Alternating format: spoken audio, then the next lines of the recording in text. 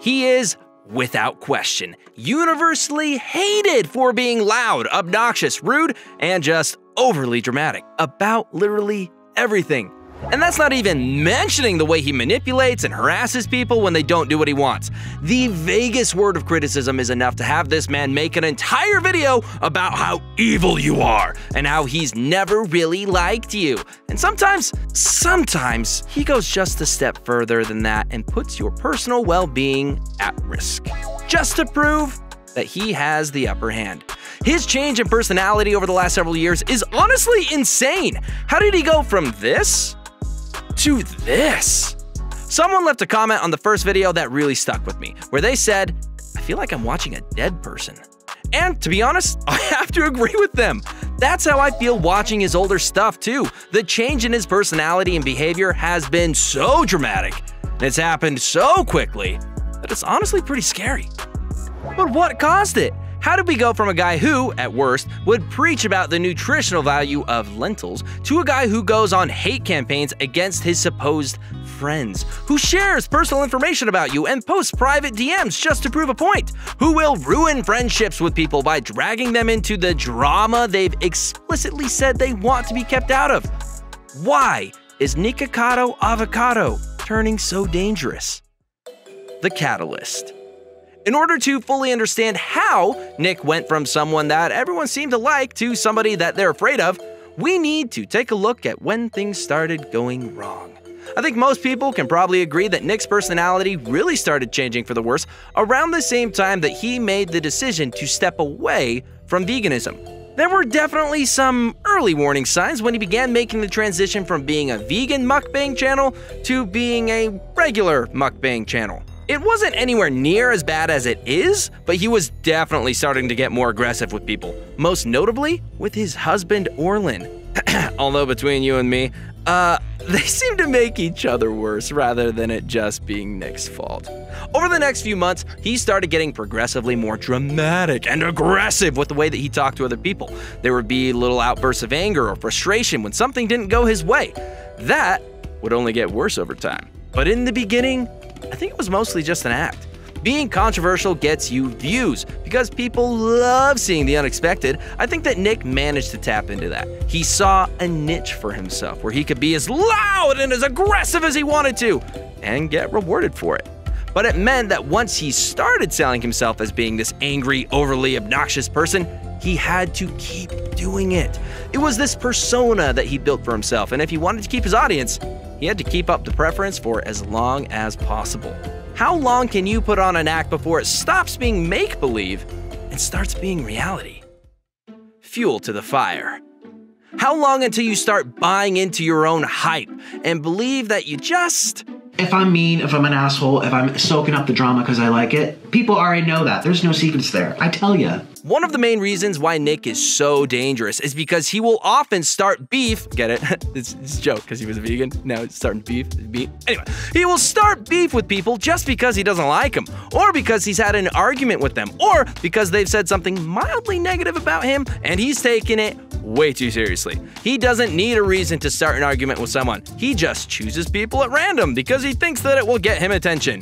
Because honestly, the attention is all he really seems to care about anymore.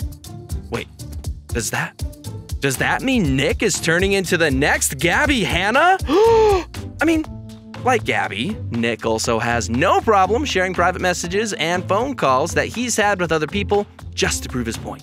He cherry-picks certain text messages and DMs and then builds this narrative around them that isn't even true, just to try and make himself look good. He often resorts to what is essentially him picking on someone else just because he feels like it.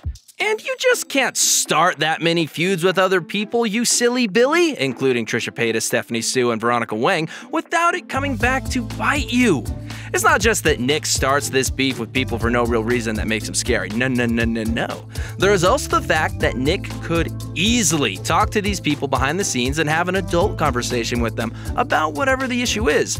But he doesn't do that, because that won't get him any clicks, and it won't get him the attention that he so desperately wants, which is ultimately all he really seems to care about anymore. And maybe it's just me, but that just seems like a really sad way to live your life. Punching above his weight.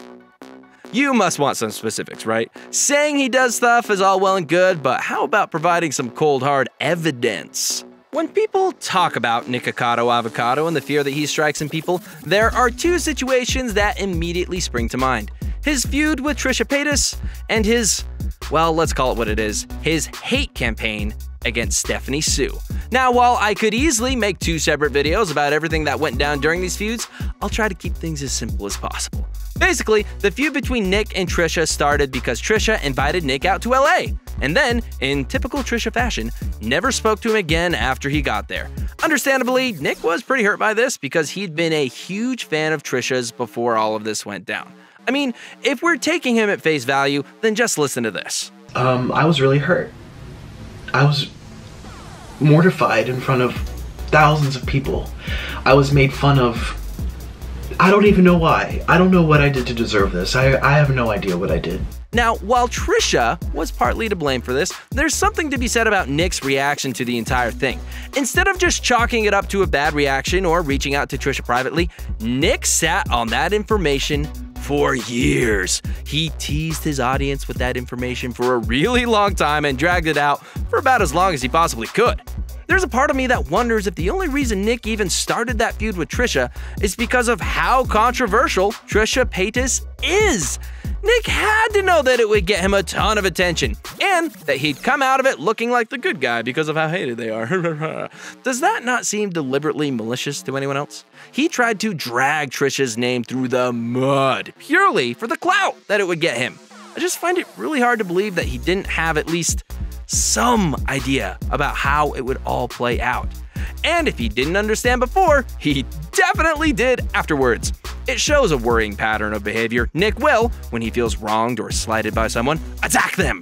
He'll make an expose video about them and publicly drag them into the drama, even if they haven't spoken in a really long time. He did it to so many people and so often that other creators started making videos about him just to protect themselves in case he tried to ruin their lives at some point. Imagine harassing so many people and making them so scared that they feel like they need to make videos explaining themselves just in case you decide to attack them. How do you not take a long, hard look at yourself in the mirror and realize that maybe you're the bad guy here? Huh, Nick? Maybe you should do that, Nick? Huh? Such is the case with Stephanie Sue, who released a video in late 2019 called Why I Am Scared of Nikocado Avocado. She talked at length about how Nick had been manipulating her behind the scenes and kind of blackmailing her into doing things that she didn't want to do. I mean, she starts off her video with this. The past couple of days have been filled with just a lot of manipulation, in particular manipulating my own words against me to make me do things that I don't want to do and I don't feel comfortable doing. And a lot of Nikocado Avocado using his platform to threaten me and to bully me. And then later goes on to say that she never felt completely comfortable with him in her home and that she was worried he would jeopardize her safety. At this point, my home safety is kind of in question, so Nick's reaction to this was to make a response video because, of course it was. He's a YouTuber. Response videos are their bread and butter. He went through her entire video and tried to prove she was either wrong or lying about all of it. But all he really ended up doing was proving how awful he is. It didn't really even feel like a response video. It felt more like he was just using the drama as an excuse to be mean to her.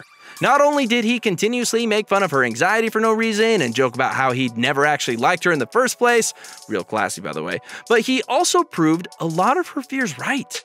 If someone says they're afraid for their safety because you've taken pictures of their home, why would you then upload those pictures to prove your own innocence? In what world does that make sense? And he didn't just leave it at Stephanie either. No. He also dragged two of his other friends, Carly Steele and Zach Choi, into the drama for no real reason at all. He leaked private conversations that he'd had with both of them during that video to try and prove that Stephanie was a terrible person. But he'd only ever given Carly one side of the story, so her responses had been based on that information, which meant that when all of this drama started, she had to make an apology video over something she wasn't even involved with. and Zach had already made several public statements saying that he didn't want to be involved with any of the drama, and Nick involved him anyway against his wishes. Imagine being willing to ruin your relationships with multiple people over something this petty. Does it seem worth it to you? Dragging your friends into an argument they're not even a part of just because you want to make yourself look better or are that desperate for attention? And as if all this wasn't already bad enough, his deteriorating relationship with Orlin has taken center stage on his channel. You click on any video with the two of them together, and chances are they're gonna start yelling at each other at some point. And if they're not yelling at each other, they spend a lot of time making really rude remarks about each other. Aw, what a fantastically healthy relationship the two of them have together. I can definitely see why they survived as long as they have. Maybe that's why Nick decided to open up his own OnlyFans account? Does he really think anyone would pay for it for any other reason than to make fun of him? It can't be because anyone actually wants to see him naked. Gah, that profile picture is enough to give me nightmares. But I guess there are people out there who like this kind of stuff. Hey, no shame. You do you, boo. It's fine. It's fine. No matter what happens next, I think the most important thing to remember about Nikocado Avocado is this. He doesn't care. He doesn't care about the people he hurts. He doesn't care about his friends. He doesn't care about anything other than getting attention. He will do whatever it takes to maintain the lifestyle that he's built for himself. And if that means that he has to ruin every relationship he has, then he's willing to do it. And I think that just might be the scariest part of all. But what do you guys think? Do you think he's ever gonna stop? Do you want him to? Who do you think he'll go after next? Let us know in the comments below.